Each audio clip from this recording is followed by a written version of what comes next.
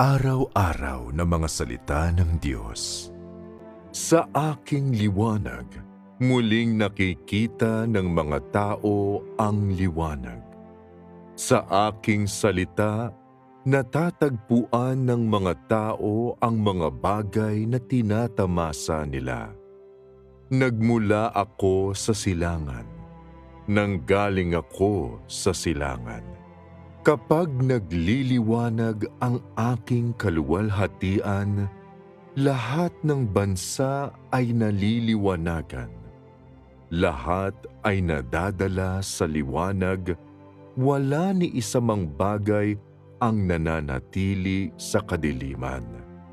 Sa kaharian, ang buhay na ipinamumuhay ng bayan ng Diyos sa kanyang piling ay lubhang masaya.